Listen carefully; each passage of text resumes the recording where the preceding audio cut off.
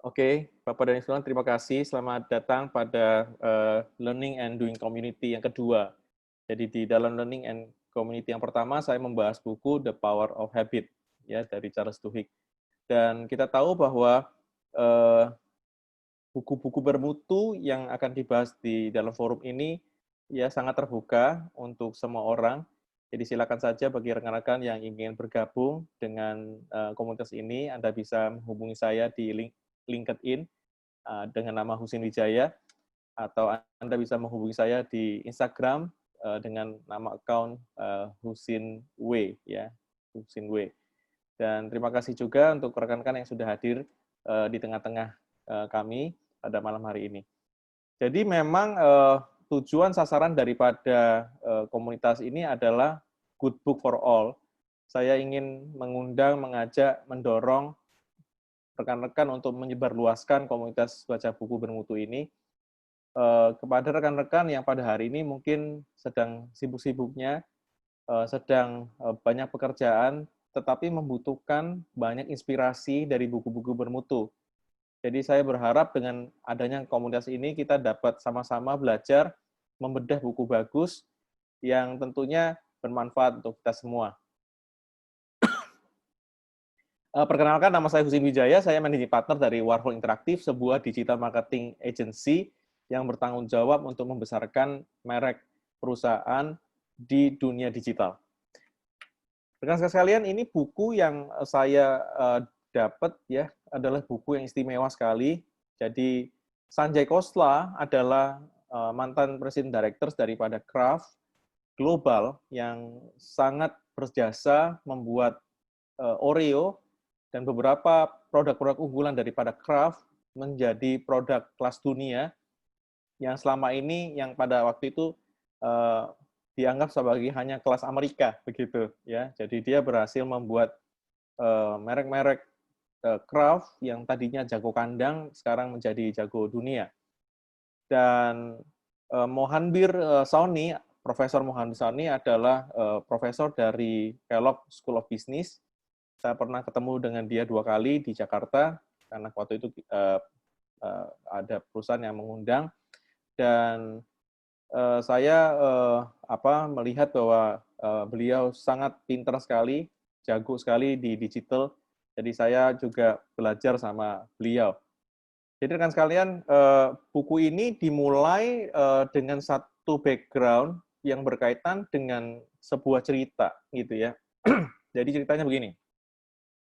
Jadi Sanjay Khosla memulai cerita dari sebuah perusahaan namanya Cisco, gitu ya. Jadi Cisco ini adalah perusahaan yang membuat alat-alat yang berhubungan dengan internet, gitu ya. Berhubungan dengan internet, berhubungan dengan telekomunikasi. Dan kita tahu bahwa industri.com, industri internet pernah jaya-jayanya ya, tahun 96, 95, 96, 97, dan tiba-tiba bubble burst, ya pecah, ya kan, ininya, balonnya itu pada tahun 2000-an, ya gitu ya. Jadi memang industri internet pada waktu itu hancur oleh karena terlalu agresif berkembangnya, tapi tidak punya fundamental yang baik.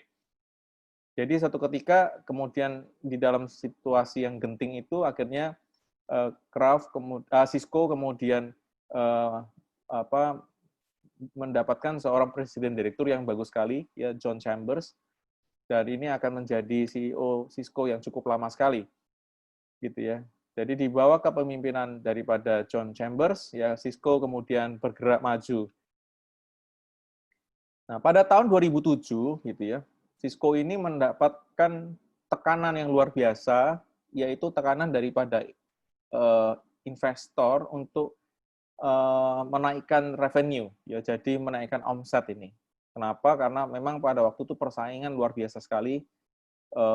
Kita tahu bahwa produk Cina juga masuk, ya. Kemudian juga kita lihat beberapa perusahaan-perusahaan global dari Eropa juga sangat luar biasa hebat juga.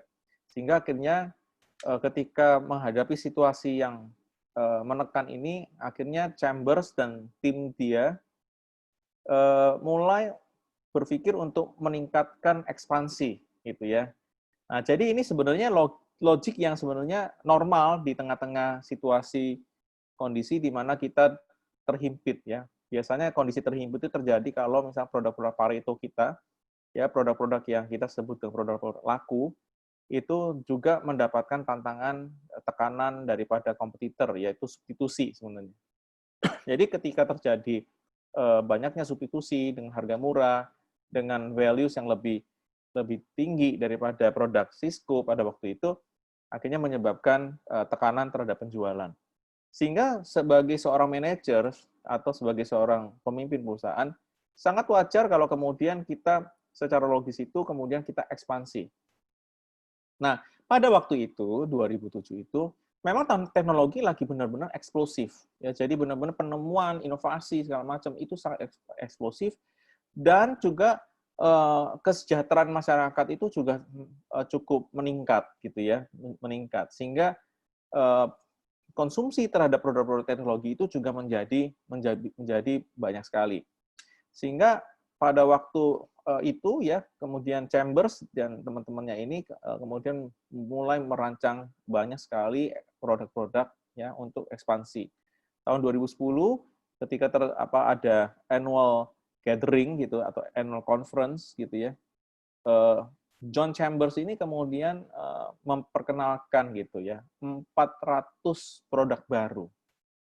400 produk baru. Ya, dan lebih daripada 30 inisiatif baru ya yang disebutnya sebagai strategik gitu ya untuk market yang disebutnya market pelengkap gitu ya atau pasar pelengkap.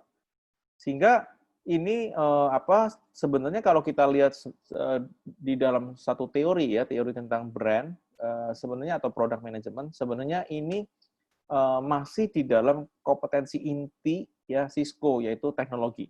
Jadi dia membuat produk-produk pelengkap teknologi, 400 new product, dan kemudian dia mengatakan bahwa ini adalah produk-produk yang melengkapi ya produk intinya Cisco. Nah, sehingga ini sebenarnya merupakan sebuah strategi yang bagus sekali sebenarnya. Suatu ketika Cisco juga melihat bahwa kamera ya, misalnya contoh ya, ada kamera kecil gitu yang sangat disukai oleh pasar, yaitu namanya Flip gitu ya. Nah, kemudian mereka juga akhirnya mengakuisisi Pure Digital ini, perusahaan yang memproduksi Flip, dan kemudian ketika dia menjual produk ini dengan 400 produk baru tadi, tanpa berlama-lama ya gitu ya. 2009 mereka akuisisi Flip Digital, Pure Digital, tahun 2011 ditutup. Gitu ya. Dan Cisco kemudian mengumumkan bahwa net income mereka menurun gitu ya, margin mereka juga menurun begitu. Jadi ketika waktu di Las Vegas dia mengumumkan bahwa dia akan meluncurkan 400 produk baru dan kemudian juga mulai mengadakan berbagai inisiatif ya, dalam hal ini ada 30 inisiatif atau proyek yang mereka kerjakan untuk pengembangan bisnis, termasuk salah satunya ada Flip ini, dan akhirnya Flip ini tidak sampai 2 tahun ditutup gitu, oleh karena marginnya tidak mampu mengatasi cost-nya ini. Sehingga akhirnya ketika terjadi collapsing seperti ini, disusul dengan juga berbagai hal lagi, misalnya market share-nya turun ya di core bisnisnya, di routing and switching market gitu ya. Ketika Cisco itu kemudian fokus untuk mengembangkan pasar pelengkapnya yang tadi ada 400 produk tadi. Jadi ketika teman-teman di Cisco itu memperhatikan video conferencing, energy management gear, consumer product, justru produk intinya routing and switching ini kehilangan market share. Nah, jadi ini sesuatu pembukaan dari buku ini gitu ya, dan Sanjay Kolas kemudian mengatakan bahwa sebenarnya ada apa sih dengan Cisco ini gitu ya? Ada apa dengan Cisco ini? Dan akhirnya dia mencoba untuk mengupasnya ya melalui sebuah konsep yang disebut dengan 4 key dimension of business. Nah, jadi dia bilang ada 4 key ya, ada 4 dimensi kunci di dalam bisnis. Pertama adalah the what gitu ya. Jadi the what ini adalah offering, produk, jasa, solusi, platform, brands ya. Itu adalah solusinya apa what. Yang kedua tuh who. Ya, siapa customer daripada perusahaan ini? Kita tuh sedang melayani customer siapa? Yang direct siapa, yang indirect siapa? Gitu ya. Segmentasinya apa? Customer account-nya bagaimana? Industri yang kita layani seperti apa? Gitu ya. Nah, itu adalah who. Where? Gitu ya. Marketnya ini apa kita itu sedang penetrasi ke market-market apa aja? Kita beroperasi pada market-market seperti apa gitu ya? Apakah kita di domestik saja? Apa kita juga ada international markets? Nah, yang keempat adalah how gitu ya. Bagaimana operatingnya ini ya, operatingnya termasuk pabrik, distribusi center, supply chain, warehouse, dan physical facilities lainnya. Jadi ketika dia mengatakan bahwa sebenarnya bisnis itu ada 4 kunci ya, ada 4 dimensi ini sebenarnya adalah alat yang dipakai oleh Sanjay Khosla untuk kemudian menganalisa gitu. Jadi waktu dia ada di Craft, dia kemudian melihat ada similarity ya, ada kemiripan antara cerita Cisco dengan Craft yang punya sedemikian banyak SKU gitu ya, mungkin puluhan ribu SKU yang atau kita sebutnya puluhan ribu produk yang demikian perlu perhatian gitu ya, dan harus diperhatikan semuanya. Sehingga akhirnya dia melihat bahwa sebenarnya dimensi-dimensi ini adalah cara dia untuk melihat ya, cara dia melihat atau mengukur sebenarnya perusahaan ini dalam kondisi seperti apa gitu ya.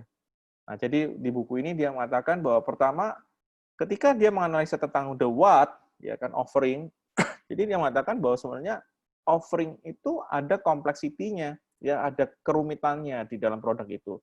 Misalnya contoh dia bilang, ya produk itu varian brand stock keeping unitnya itu distinct nggak, beda nggak satu dengan yang lain, gitu ya.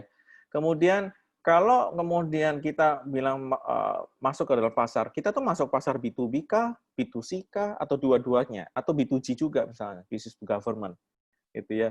Kemudian berkaitan dengan produk ini juga ya kompleksitas itu juga terjadi ketika apa? Ketika setiap kategori daripada produk itu tuh memiliki sekian banyak SKU ya atau produk ya SKU, stock keeping unit gitu ya. Jadi di dalam stock keeping unit yang banyak ini sebenarnya itu menjadi kompleks. Kenapa? Karena ada rasa-rasanya, ya ukuran dari pack-nya, ya kan formula-formulanya, packaging form-nya, ya kan kemudian ini dipasarkan di domestik apa internasional, banyak banget detail-detail yang harus diperhatikan. Makanya Sanjay bilang ini ada offering complexity loh, hati-hati dia bilang gitu. Terus yang kedua, customer complexity. Jadi di dalam bisnis itu selain produk juga ada kekompleksitasan di dalam pelanggan. Jadi pelanggan itu seberapa diverse gitu ya. Misalnya line of business, vertical market, industri yang kita layani, customer segment yang kita targetkan, kemudian apakah itu B2B, apakah itu B2C gitu ya. Kemudian bicara di dalam customer segment itu nanti ada industri yang lebih kecil-kecil lagi, contoh retail, insurance, banking, telecommunication, package, good, energy. Diversity dari customer juga berbeda-beda, ya kan, customer kelas bawah, kelas tengah, kelas atas. Jadi kompleks sebenarnya customer-nya gitu loh, ya kan. Jadi bisnis itu sebenarnya punya kekompleksitasan di dalam customer juga. Nah, yang ketiga adalah market complexity. Jadi ketika bicara kepada market, ya kan pasar negara sendiri dengan pasar-pasar yang di luar sana kan ada geografinya gitu ya, ada geografinya, kompleksitas di dalam multinasional ya kan mengurus sedemikian banyak detail dari setiap operating office yang ada di masing-masing negara misalnya ya, yang terletak mungkin bisa jadi hanya berada di misalnya 100 negara dan memiliki sekian puluh ribu kantor cabang misalnya. Nah itu membuat akhirnya membutuhkan manajemen tim yang berbeda-beda, ya kan, membutuhkan sumber daya yang berbeda-beda, membutuhkan perencanaan yang berbeda-beda, dan challenging-nya, tantangannya adalah koordinasi, aktivitas, ya kan, dan kemudian bagaimana memutuskan keputusan-keputusan itu, apakah sentralisasi atau desentralisasi. Nah, itu sebenarnya adalah kompleksitas daripada pasar.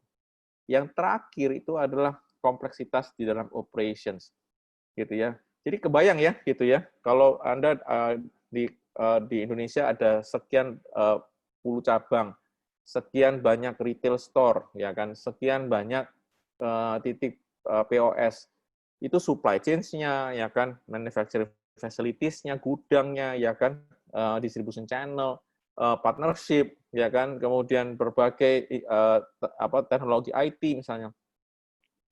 Sehingga menyebabkan terjadinya apa? Terjadinya operation yang sangat kompleks sekali gitu loh ya. Nah, kompleks sekali. Nah, jadi Sanjay Khosla mengingatkan bahwa ada masalah di dalam di dalam masalah ini di dalam bisnis itu ada 4 masalah ini gitu ya, yang perlu diperhatikan oleh perusahaan-perusahaan. Nah, dia kemudian mengatakan bahwa kenapa banyak perusahaan yang seakan-akan tidak terlalu pusing memikirkan tentang kompleksitas, lebih pusing memikirkan bagaimana mengembangkan perusahaan, membesarkan pasar, growing the market, ya kan? Karena memang sebenarnya ada desakan-desakan jangka pendek, ya kan, yang sebenarnya membuat para pemimpin perusahaan ini harus rela untuk mengelola hal-hal yang kompleks tadi, ya. Dengan cara apa? Dengan cara terus, ya kan, menambah produk, terus menambah bisnis, gitu ya, terus menambahkan project-project, sehingga seakan-akan bahwa perusahaan itu kalau tidak menambah produk, tidak menambah inisiatif, tidak menambah ekspansi, itu nanti mati, begitu. Nah, jadi dia menggunakan satu kata yang menarik sekali, yaitu seperti dirayu, katanya gitu. Disedus gitu ya. Jadi seduce by more. Jadi kayak dirayu untuk menambahkan lebih banyak ya produk, ekspansi, bisnis lini, dan pekerjaan-pekerjaan lain gitu ya. Jadi dia mengatakan kalau Anda dirayu oleh strategi yang disebut dengan strategi more ini, banyak ini, strategi lebih banyak, strategi untuk menambah bisnis unit, strategi untuk menambah produk baru. Dia minta kita untuk melakukan audit, gitu ya, atau diagnostic questions, gitu ya. Satu adalah apakah produk baru, ya, ini menyumbangkan keuntungan lebih kecil daripada produk-produk di masa lalu. Apakah kamu ketika nambah produk baru gitu ya, atau menambah customer baru gitu ya, Anda buang nggak customer lamanya gitu. Jadi ada nggak customer lama yang kamu buang untuk dalam rangka untuk kemudian mengisi ruang dengan customer baru gitu ya. Apakah akuisisi yang dilakukan itu mengurangi profit margin gitu ya. Dan ada pertanyaan yang berikutnya, yang ketiga itu adalah masalah top line dan bottom line gitu ya. Revenue per employee declining or not gitu ya. Jadi pendapatan ya daripada setiap karyawan itu menurun atau tidak gitu ya. Apakah ya kan kegiatan menjual Anda ya atau biaya menjual Anda dan biaya administrasi Anda itu ya kan menggerogoti gitu ya percentage of revenue, yang menggerogoti percentage of revenue itu. Jadi memang akhirnya kita perhatikan bahwa pertanyaan-pertanyaan ini sebenarnya suatu pertanyaan-pertanyaan yang sangat strategis gitu ya, sangat strategis. Gitu. Jadi dia bertanya mengenai pasar, dia bertanya mengenai produk lini, dia bertanya mengenai bottom line, top line itu omset, bottom line itu profit, gitu ya. Dan dia juga bertanya tentang apakah orang-orang kamu makin bingung nggak dengan banyaknya produk, banyaknya bisnis, banyaknya project, gitu ya. Terus kemudian koordinasinya bagaimana, makin sulit atau makin enteng, gitu ya. Kemudian bicara mengenai accountability, tanggung jawab, Makin membingungkan nggak siapa nih yang bertanggung jawab seperti itu dengan cara menambah banyak bisnis dan produk misalnya. Jadi dia meminta kita untuk melakukan diagnostik terhadap pertanyaan-pertanyaan seperti ini, gitu ya. Jadi akhirnya dari pengalaman Sanjay Khosla di dalam craft, dia akhirnya menemukan bahwa sebenarnya fokus itu sangat penting sekali di dalam bisnis. Jadi dia mengatakan bahwa kalau kita bisa fokus ya kepada produk tertentu, kategori produk tertentu atau pasar tertentu gitu ya, kita punya peluang untuk maju lebih besar daripada kita kemudian memperhatikan kecil-kecil tapi banyak begitu. Ya. Nah, jadi akhirnya dari pengalaman dia itu dia membentuk formula strategi namanya Focus 7 ya, Focus 7 yang akan saya bahas satu persatu pada malam hari ini. Pertama adalah discovery search for growth ya. Jadi di dalam di dalam menambahkan produk dan jasa itu menurut Sanjay Khosla bukan nggak boleh gitu ya, bukan tidak boleh nambah produk dan jasa baru gitu di dalam lini produk. Tetapi menurut dia harus benar-benar perhitungannya harus benar-benar bagus, matang dan memang itu akan punya potensi di masa depan begitu. Jadi dia cerita mengenai beberapa customer insight yang dia pernah dapatkan selama dia berada di craft, yaitu pertama anomalis gitu ya. Jadi dia pernah diceritakan sama Pak Mohan Bir, co-authornya ini ya Pak Mohan Bir Sauni, suatu ketika di Dupont ya, bacanya Dupont ya, itu perusahaan yang sangat terkenal sekali kan di bidang innovations begitu ya kan. Dia itu waktu masuk ke pasar Brasil, mereka terkejut-kejut gitu. Kenapa? Karena ternyata Brasil itu, São Paulo itu ternyata satu kota yang sebenarnya tidak aman gitu. Banyak sekali kejadian kejahatan yang luar biasa, sehingga orang tuh pada takut semua gitu. Nah, dia berpikir ini Brasil ini ekonominya bagus, tapi kok masyarakatnya hidupnya penuh dengan ketakutan gitu ya. Dan akhirnya dia melihat ada satu potensi produk yang luar biasa, yaitu produk yang bisa menjaga masyarakat itu kalau di jalan raya itu jadi aman terhadap kejahatan. Nah, muncullah ide untuk membuat Kevlar. Jadi Kevlar itu adalah bahan anti peluru, ya. Kalau teman-teman polisi, teman-teman tentara, kalau rekan-rekan suka nonton film polisi dan tentara, suka pakai baju itu ya, baju yang cukup tebal warna hitam di dada dan di bagian belakang, itu adalah terbuat dari Kevlar. Jadi Kevlar itu adalah satu material yang tahan peluru, ya kan, 97% peluru yang ada di dunia ini bisa ditahan sama Kevlar itu. Jadi dia membentuk satu divisi ya, namanya Armora. Jadi Dupont Armora ya, itu untuk untuk menjual kaca film dari Kevlar misalnya gitu ya, untuk melindungi mobil dari usaha kejahatan misalnya seperti itu. Nah, itu katanya laris manis gitu ya. Kenapa? Karena si Dupont berhasil melihat anomali gitu. Atau misalnya juga dia mengambil contoh Confluence gitu ya. Jadi Confluence ini dia ngambil contoh adalah ada 3 tren sebenarnya pada waktu itu, yaitu adalah sosial, lokal, kemudian mobile. Jadi Solomo ya. Nah, ketika dia mengatakan bahwa ada confluence gitu ya. Jadi confluence itu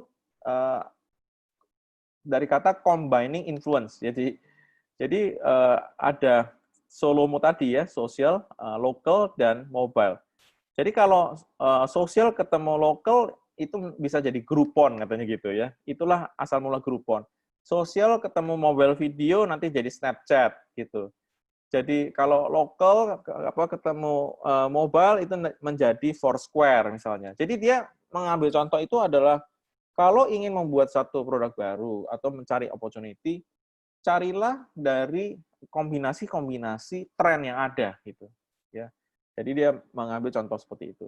Nah, yang ketiga itu adalah frustrations ya. Jadi frustrations ini adalah uh, pain pain point ya, atau problems lah ya daripada orang-orang di pasarnya dia. Jadi ketika kita melihat ada rekan industri atau rekan daripada perusahaan atau masyarakat frustrasi terhadap sesuatu, nah itu bisa menjadi satu peluang produk sebenarnya.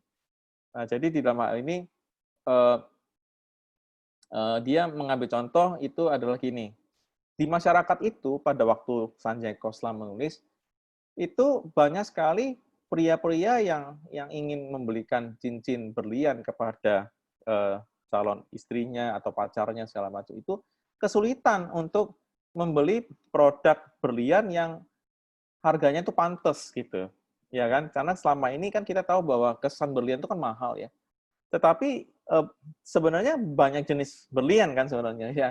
Nah, dia banyak komunitas pria itu yang nggak mengerti bagaimana cara memilih berlian yang bagus, yang pantas lah harganya tidak dimahalin gitu. Nah, akhirnya dia melihat bahwa oh ini ada satu peluang, maka ada satu orang melihat frustrasi ini, kemudian dia membentuk satu website namanya BlueNile.com. Oh, di dalamnya itu adalah semuanya saran-saran atau edukasi mengenai berlian kepada komunitas-komunitas yang ingin membeli berlian tapi dengan harga pantas. Dan di dalamnya dia kemudian buat e-commerce, ada e-commerce enabler di dalam websitenya. Kemudian dia menawarkan produk-produk berlian yang harganya pantas itu. Dan menurut Sanjay, Blue Nile ini menjadi website yang luar biasa penting ya di dalam penjualan berlian di dunia. Hanya gara-gara dia melihat frustrasi ini gitu. Nah, kemudian yang keempat itu adalah ortodoksi ya. Ortodoksis ini adalah begini, dia ngambil contoh ada di dalam industri perhotelan itu ya. Yang yang paling menyebalkan buat kita sebagai orang yang menggunakan jasa hotel itu adalah masalah check-in sebenarnya. Rekan-rekan sekalian, kalau check-in kan selalu dibilang gitu ya, kalau bisa check-in jam 2 siang ya, selalu begitu ya, jam 2 siang. Kenapa? Karena pelanggannya pulangnya jam 12, late-nya juga jam 1, jadi cuma ada jeda waktu 1-2 jam untuk membersihkan kamar. Nah, kebayang kalau kamar yang check out pada waktu itu ada 30, sedangkan yang bertukar-tukar bersih itu cuma 2 tim gitu. Jadi kan ribet kan. Makanya kenapa banyak hotel mintanya kalau bisa jam 2 ya, jam 2 siang baru bisa check-in.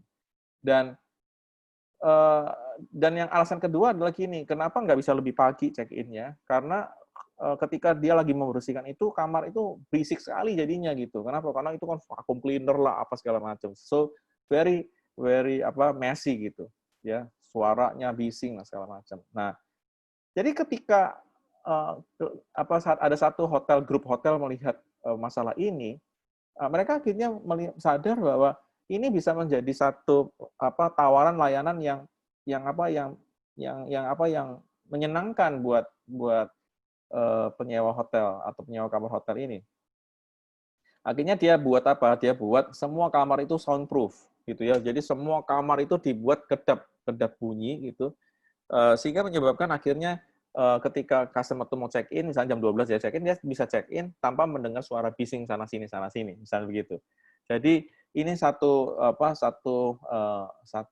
aspek pengamatan yang menurut Sanjay Khosla dan Mohanbir Soni sebagai satu peluang. Misalnya ekstremitis, gitu ya. Ekstremitis itu maksudnya gini, kita selalu kalau melihat kehidupan orang sehari-hari itu kan untuk dapat ide ya, adalah kita selalu melihat kehidupan sehari-hari yang normal sebenarnya. Jarang kita tuh melihat kehidupan tuh yang ekstrim. Nah, jadi dia bilang bahwa peluang itu datang dari bukan hanya melihat kehidupan masyarakat atau customer yang normal. Justru harus cari sisi-sisi ekstrimnya. Contoh dia waktu di bukunya dia tulis Nokia itu ya, handphone Nokia ketika masuk pasar India, dia menyadari bahwa pasar India itu yang terbesar itu justru adalah bottom of pyramid. Jadi yang handphone murah. Nah, jadi waktu dia mau masuk ke pasar-pasar murah ini, dia menyadari bahwa ada situasi-situasi di pasarnya pasar bawahnya India ini kehidupannya itu misalnya tinggal di gang-gang yang tidak ada lampunya gitu ya, tidak ada lampu jalan gitu. Akhirnya Nokia bikin fitur bagaimana agar handphonenya itu bisa ada center misalnya gitu ya. Nah, kemudian dia tahu juga bahwa pasar bawah itu hiburannya itu nggak banyak gitu ya, sehingga dia buat juga fitur untuk bisa hiburan, bermain game misalnya segala macam di handphonenya. Atau yang ketiga misalnya pasar-pasar bawah itu sebenarnya unbank ya, tidak punya rekening di bank. Jadi dia bikin fitur yang bisa mentransfer uang antar handphone ya. Jadi bukan antar bank, tapi handphone dengan handphone ya, saling tukar-tukaran transferan uang gitu. Nah, ini sesuatu yang menurut Khosla ini sesuatu yang unik dan bisa menjadi opportunity gede, dia bilang gitu. Nah, yang berikutnya adalah Voyage ini. Ya, Voyage ini klasiknya itu tentang Xerox gitu ya. Jadi Xerox itu ceritanya sering sekali mengadakan etnografi, jadi satu metode riset yang tinggal dengan customer sehari-hari. Jadi dia pengen lihat perilaku konsumen menggunakan produk Xerox. Dan waktu itu Xerox mengeluarkan satu produk printing gitu. Dan akhirnya dia menemukan satu fakta bahwa orang itu kalau beli printernya Xerox itu kesulitan yang paling besar itu adalah apa? Ketika terjadi kerusakan kecil, nah tuh mereka itu bingung tuh bagaimana memperbaikinya gitu. Gitu ya. Jadi akhirnya Xerox ketika melihat peluang itu, akhirnya dia membuat satu produk yang mudah diservis oleh orang-orang yang ada di rumah tanpa dia harus bawa ke tempat servis gitu ya. Jadi dia membuat produk seperti itu. Misalnya analogis ya, dia ambil satu kalau di analogis ini dia ngambil satu contoh itu yaitu berkaitan dengan HoldChim. Jadi HoldChim itu ya misalnya banyak developer pengen ngecor itu semen cair itu ya, yang alat truknya itu yang bisa berputar-putar yang gendut gitu apa misalnya. Jadi mesin cor itu. Jadi dia kalau ada developer yang ingin ngecor itu mereka biasanya langsung kirimkan mobil jasa untuk mengecor ya dengan mesin cair dengan semen cair itu. Jadi mereka buat ya kan diaduk-aduk kemudian jalan nanti sampai di lokasi mereka cor gitu. Nah, itu jasa daripada HoldChim. Nah, tetapi rupanya dalam perjalanan produk jasa ini ya mengirimkan mobil yang isinya semen cair ini kepada banyak rumah, banyak klien di developer itu rupanya bisa banyak di hari hanya itu banyak yang batal gitu. Nah, kalau banyak yang batal ya tentu memang HoldChim tidak rugi karena kan itu yang batalin si customer-nya, jadi mereka pasti bayar. Tetapi yang celakanya adalah ini sudah cair kan, semennya sudah diaduk-aduk gitu, nggak mungkin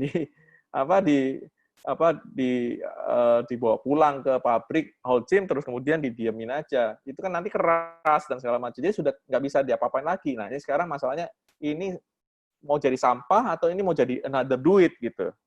Nah, ketika dia menemukan kendala seperti ini, akhirnya dia melihat di sekitar dia, di dalam sekitar industrinya atau di luar industrinya HoldChim, itu ada nggak yang bisa mengatasi permasalahan ini gitu. Nah, akhirnya dia melihat ada satu rumah sakit ya di Houston, Texas yang punya kemampuan emergency yang luar biasa gitu ya, kemampuan emergency yang luar biasa. Jadi ketika ada pasien yang sakit gitu ya, itu mobil emergency-nya dikirim ke tempat itu.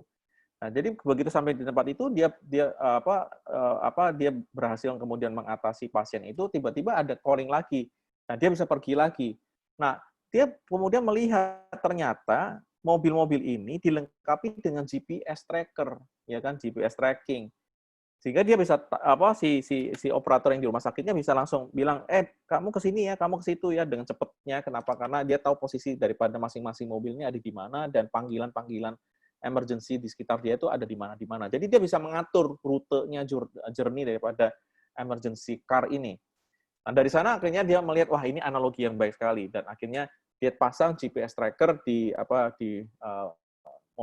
mesin-mesin mobil-mobil cor ini dan ketika ada yang batalin dia bisa langsung mengarahkan gitu ya, mengarahkan ke lokasi-lokasi yang membutuhkan semen cair ini.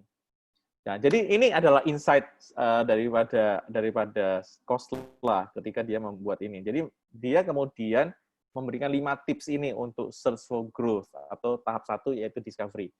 Jadi search for growth itu begins with customer dan marketing insight. Jadi ini sama persis dengan banyak sekali perusahaan di dunia, termasuk Amazon. Amazon.com sangat percaya sama customer, sangat percaya sama market insight gitu ya. Makanya dia bilang kalau kamu mau cari growth itu, carilah market insight gitu ya. Yang kedua adalah insight itu ya kan eh, bisa muncul tiba-tiba gitu, ya kan. Jadi eh, kalau jangan ditinggalkan begitu aja gitu ya. Jadi Anda harus bisa eh, nangkepin gitu setiap saat. Makanya dia mengatakan bahwa kamu harus improve the odds gitu ya. Eh, dengan cara apa? Dengan cara menggunakan metodologi exploring gitu. Ya, jadi menggunakan science ya, menggunakan metodologi science untuk terus mencari opportunity. Ya, tentu ini maksudnya research dan seterusnya. Yang ketiga adalah key resource of insight itu include anomalies confluence. Tadi ya saya jelaskan anomalies confluence, frustration, orthodoxy, extremities, voids, analogies. Yang keempat adalah convert insight tadi ya into opportunities gitu. Bawa orang-orang kita ya kan ke dalam satu workshop yang disebut dengan discovery workshop untuk identify opportunities ya, untuk mengidentifikasi peluang-peluang yang ada di dalam insight yang kita temukan di nomor 3 itu gitu ya. Dan yang kelima adalah leaders itu adalah orang yang penting sekali gitu ya. Dia adalah orang yang menentukan ini maju, ini enggak, ini jalan, ini simpan gitu ya. Ini ambil ya, ini buang seperti itu. Jadi orang-orang ini harus ya benar-benar seorang pemimpin yang peka dan mampu kemudian mengambil keputusan. Ya, jadi ini adalah 5 tips dari step 1 ya, discovery dari 7 step.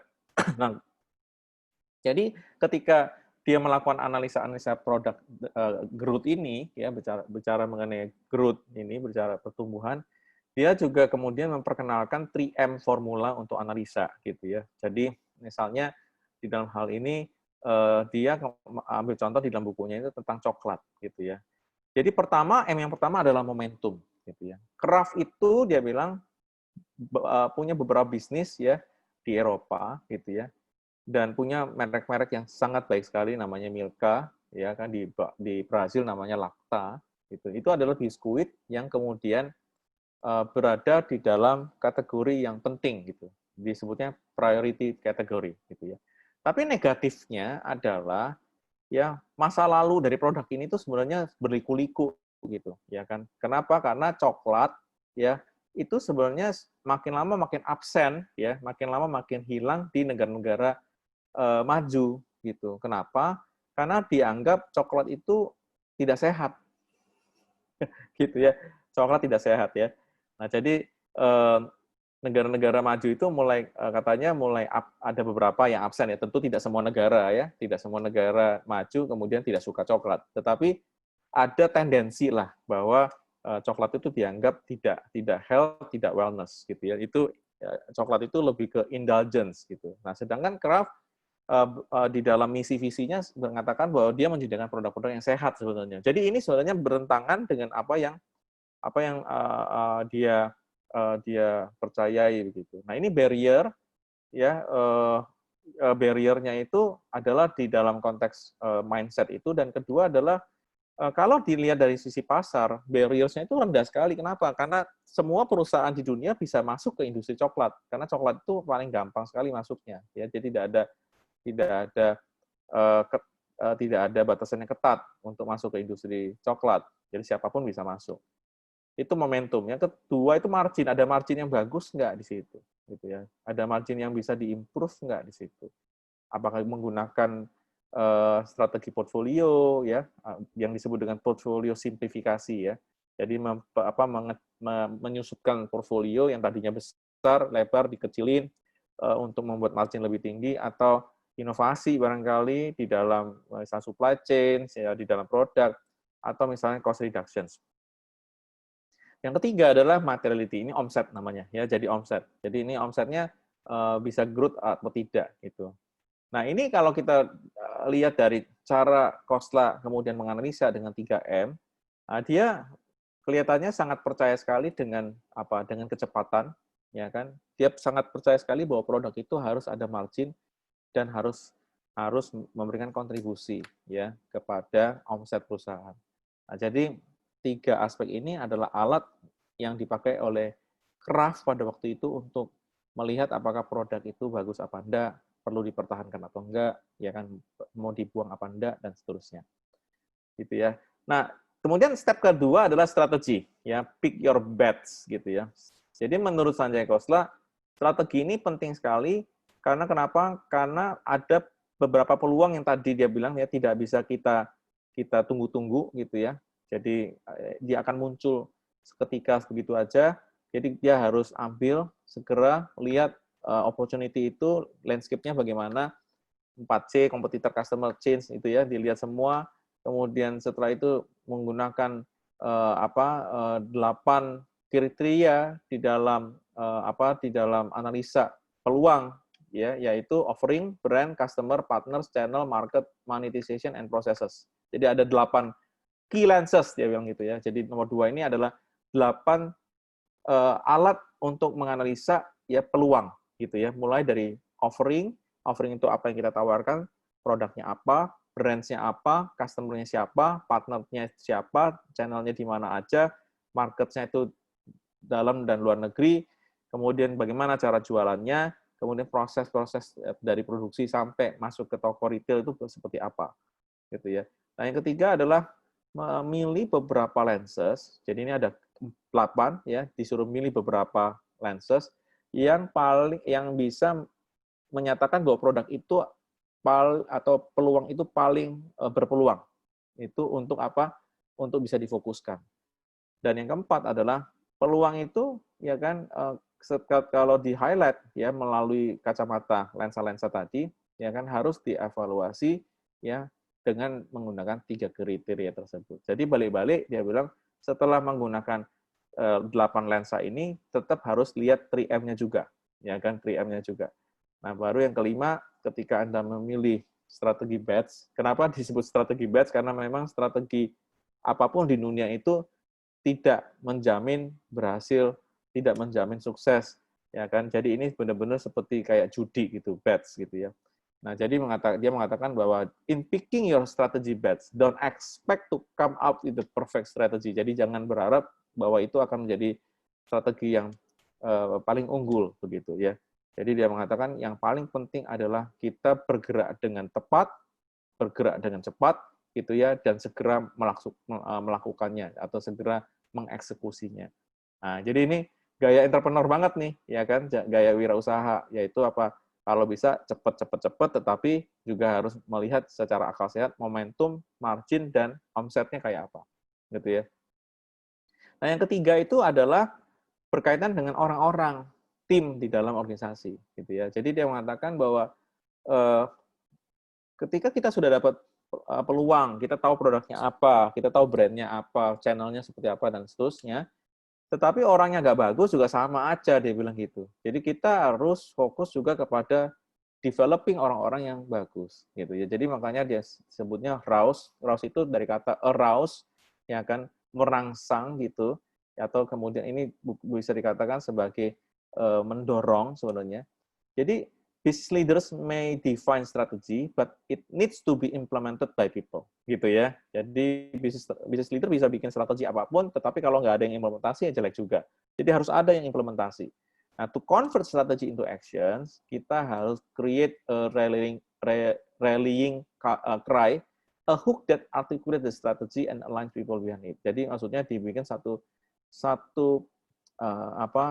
framework gitu ya, cara kerja gitu yang sebenarnya digunakan untuk mengartikulasi atau memanifestasikan strategi dan kemudian menyatukan orang-orang itu ke dalam strategi tersebut. Jadi apa itu rallying cry? Ya, rallying cry itu adalah bisa a phrase katanya warna, number, akronim, simbol, something yang kemudian bisa membuat strategi itu menjadi hidup di tengah-tengah rekan-rekan yang ada di organisasi. Ya, jadi dia mengatakan rallying ini bisa melibatkan 5 ya, purpose, to explain, enumerate, emote, evoke, elevate. Jadi ini lebih semacam kayak lingkaran begitu ya. Ya, jadi semacam lingkaran. Jadi kalau kita nggak bahasanya gini, sosialisasi gitu. Kalau misalnya ada satu project gitu ya, kita pengen jalankan, kita sosialisasi dulu. Nah, sosialisasi itu to explain, ya kan. Kemudian kita membagi-bagi, yaitu enumerate gitu ya, membagi-bagi lah. Kemudian setelah itu ada emosi di situ yang kita libatkan. Kemudian kita mendorong dan kita kemudian meningkatkan. Jadi intinya adalah program ini sebenarnya adalah untuk meningkatkan kapasitas daripada orang-orangnya ini untuk bergerak cepat, untuk bergerak smart gitu ya, untuk bergerak dengan tepat waktu, dengan momentum gitu. Nah, jadi dia mengatakan ini penting sekali. Dan yang keempat adalah masalah people, ya potential people. Ya, jadi tadi lebih kepada program untuk mendorong orang-orang itu untuk bertindak. Nah, ini adalah berkaitan dengan developing, ya, mendevelop orang-orang, mengembangkan orang-orang. Jadi ketika dia mengatakan bahwa untuk mendrive pertumbuhan ya kita harus mupuk beberapa orang itu menjadi orang-orang kunci gitu. Nah, ketika memilih leaders itu atau orang kunci ini, kita harus cari orang yang katanya passion and energinya itu luar biasa, gitu ya. Jadi orang-orang ini yang menghargai value of working on the team dan yang percaya bahwa dia itu harus improve terus, harus innovate terus, begitu ya. Nah, ini adalah ciri-ciri leaders menurut Sanjay Khosla. Dan yang ketiga adalah jikalau ada resource-resource yang diperlukan ya harus diberikan gitu ya, misalnya money people skill gitu ya, dan kemudian coba dilewatin aja yang tidak priority itu ya, tidak prioritas itu. Kemudian yang keempat adalah di dalam extraordinary case gitu ya, distorting resources ini ya, resources artinya sumber daya yang berusaha untuk tidak ya, artinya resource ini tidak selaras lah gitu ya, tidak selaras dengan tujuan yang ditetapkan, maka dia mengatakan perlu membuat satu analogi yaitu blank check ya. Blank check itu adalah cek kosong gitu ya. Jadi dia offer ke timnya, ini ada cek kosong. Silakan kamu mau isi berapa ini? Ya, maksudnya kamu mau dapat berapa ya gitu ya, seperti itu ya. Sehingga akhirnya rekan-rekan tuh dimotivasi untuk bekerja lebih ekstra untuk mencapai extraordinary targets gitu ya. Nah, ini adalah cara Khosla kemudian mendevelop orang-orangnya ya. Jadi dia bilang bahwa key leaders itu key people itu penting, key people itu sama dengan leaders. Leaders itu harus passion, harus energi, harus value working on the team, dan harus punya driven untuk improve dan innovate gitu. Dan kalau memang ada resource-resource yang diperlukan ya harus difokuskan ya silakan ya, misalnya uang, people skills, dan semuanya itu harus dibentuk dalam bentuk satu prioritas gitu, dan itu kemudian dikembangkan. Dan yang terakhir adalah penggambarannya adalah seperti cek kosong gitu. Kamu mau dapat berapa sih seperti itu ya. Itu adalah penting sekali. Nah, yang kelima adalah eksekusi. Ini yang cukup banyak mendapat perhatian di dalam buku ini sebenarnya. Jadi berkali-kali Khosla mengatakan yang penting eksekusi ya kan. Karena kenapa? Karena strategi itu di atas kertas doang. Jadi strategi useless kalau nggak ada eksekusinya. Jadi real test daripada pemimpin itu adalah bagaimana mengubah ide menjadi aksi gitu ya. Yang kedua, bagaimana yang ide jadi aksi ini bisa dipercepat gitu ya. Bisa cepat sekali dilaksanakan. Ketiga, harus bisa simplify gitu ya, simplify birokrasinya. Jadi birokrasinya jangan sampai ribet-ribet amat ya. Flow of information harus cepat juga. Yang keempat adalah delegate ya, harus delegate. Kita harus bisa mendelegasi orang-orang yang kita anggap sudah mapan, sudah pinter, sudah punya value of working yang sama dengan kita. Nah, yang kelima ini saya ini agak salah. Yang kelima ini adalah start small but scale fast. Ini kata-kata seperti ini kan kalau rekan-rekan lihat ya, itu adalah gayanya startup kan ya, gitu ya. Jadi startup itu selalu start small, tapi segera scale-nya fast gitu. Jadi harus scaling-nya up gitu. Dan ini membutuhkan apa? Membutuhkan test, learn, adjust gitu ya. Perlu tes, perlu belajar, perlu penyesuaian. Jadi model bisnisnya itu begitu saja gitu menurut Khosla. Nah, yang keenam adalah masalah organisasi. Ya, organisasi ini harus di-align gitu ya, dan harus dikolaborate. Jadi menurut dia organisasi itu bisa bekerja ya kan kalau bisa eh, kalau kemudian dia bisa eh, konsisten ya kan di dalam eksekusinya, dan kalaupun akhirnya menjadi boring, dia harus reorganize gitu ya. Tetapi aligning di dalam organisasi ini sebenarnya tercipta oleh karena peluang, ya, diciptakan oleh peluang, dan kalau bisa memang budaya kolaboratif itu menjadi budaya yang penting di dalam organisasi. Nah, yang ketiga adalah dia mengatakan harus menciptakan fokus group gitu ya, agar bisa terus fokus mencari peluang gitu ya di dalam organisasi. Dan kemudian kalau perusahaan itu organisasinya banyak silo-silo, ya coba-coba sekali-sekali dibikin koordinasi, ya koordinatif tim, ya jadi semacam kolaboratif tim. Dan yang kelima adalah international operation should maximize growth by going global. Jadi dia menganjurkan bahwa perusahaan yang punya kapasitas di luar negeri gitu ya harus menjadi perusahaan yang global. Global itu singkatan dari global localization, gitu ya.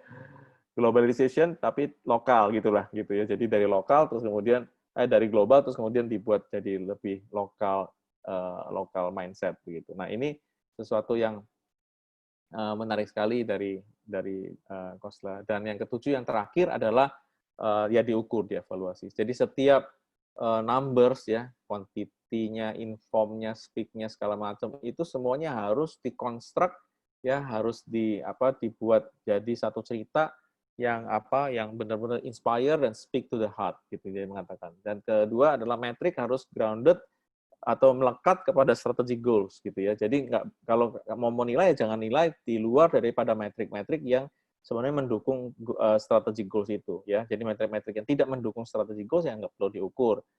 Ya kan? Dan ketiga, metrik harus simple agar mudah dibaca ya kan, mudah dijadikan game gitu ya. Dan bisa menjadi salah satu alat motivasi juga. Kemudian yang keempat, metrik itu harus balance gitu ya. Jadi dia harus mengukur berbagai aspek gitu ya, yang disebut dengan progress dan aspek-aspek yang disebut dengan trade off gitu ya. Dan yang kelima adalah progress itu harus dikomunikasikan ya kan dalam bentuk cerita-cerita gitu sehingga akan membentuk budaya pemenang di dalam organisasi. Jadi sebenarnya kalau kita perhatikan ya gitu ya, sebenarnya Khosla itu sebenarnya bukan hanya ahli strategi, tapi sebenarnya dia ahli manajemen ya gitu ya di dalam pembahasan dia itu, sehingga dia bisa kemudian mencoba men-scanning setiap aspek yang disebut dengan dia kebuntuan tadi atau birokrasi misalnya, kemudian mindset di dalam organisasi juga dia rubah dan seterusnya. Jadi ada pitfalls, dia bilang ada hal-hal yang sebenarnya harus dihindari, yaitu kalau Anda ingin sebelum masuk ke dalam strategi-strategi inisiatif transformasi, hati-hati dengan aset-aset yang disebut dengan bisnis model gitu ya. Jadi kamu harus bisa mereview model bisnis modelnya, kemudian kalau bisa di-fix sebelum kamu scaling up gitu ya. Kalau bisnis modelnya masih yang lama, strateginya strategi baru, dia bilang ya nanti malah menjadi tidak karuan gitu. Yang kedua, focusing on priority businesses doesn't mean ignoring non-priority business. Jadi dia tetap percaya bahwa inovasi itu datang dari hal-hal yang sebenarnya luput dari perkiraan kita, luput daripada pandangan kita gitu. Yang ketiga adalah cost cutting gitu ya. Jadi sentral daripada fokus 7-nya adalah bagaimana mengurangi biaya sebenarnya. Jadi kalau rekan-rekan lihat 1 sampai 7 tadi, sebenarnya dia bilang banyak dipotong birokrasinya, ya kan people-nya harus lebih developing sehingga satu orang bisa mengerjakan banyak hal, tanggung jawabnya bisa lebih besar. Itu sebenarnya lebih kepada fokus cost cutting sebenarnya ya. Dan yang keempat adalah strategi needs to be given time to work. Jadi memang ini yang selalu kita, para manajer selalu ngomong kan ke bos-bos ya, kalau mau ngadakan branding, ya nggak bisa cepat-cepat dapat sales ya bos, gitu ya. Ini kan ada tahapnya, gitu ya.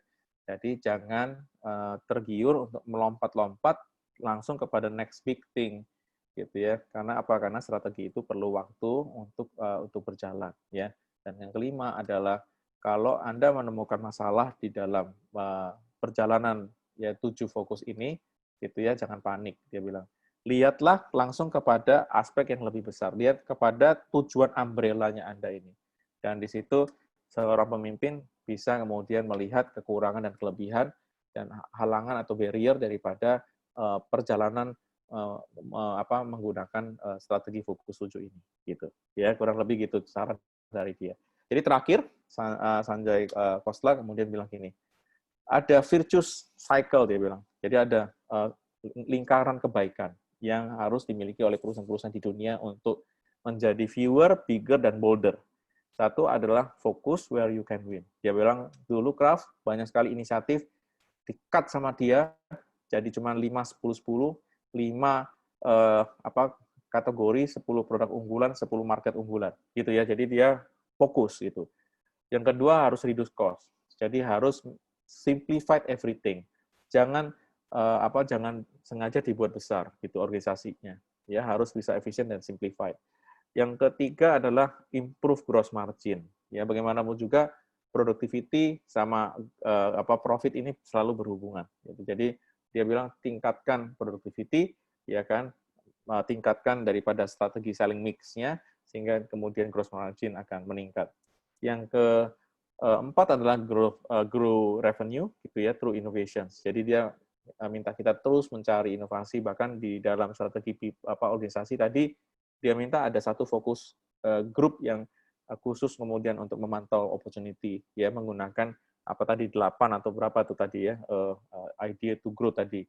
Dan yang terakhir adalah secure the future ya, jadi harus invest kepada brand dan customers ya. Jadi rekan-rekan sekalian, jangan lupa bahwa Anda dalam konteks jualan itu harus juga melihat secara paralel brand Anda itu akan jadi seperti apa. Persepsi brand itu penting banget. Invest kepada brand itu sangat penting. Komunikasi tidak boleh Anda putus. Tetapi invest pada customer juga penting sekali. Jadi kita harus bisa invest kepada pelanggan kita, gitu ya. Jadi dengan demikian kita bisa bisa lebih menguntungkan dan lebih cepat di dalam melakukan strategi-strategi di masa depan. Nah, demikian teman-teman sekalian ya pembahasan buku dari Sanjay Khosla dan Profesor Mohanwir Soni di dalam bukunya Fewer, Bigger, dan Bolder.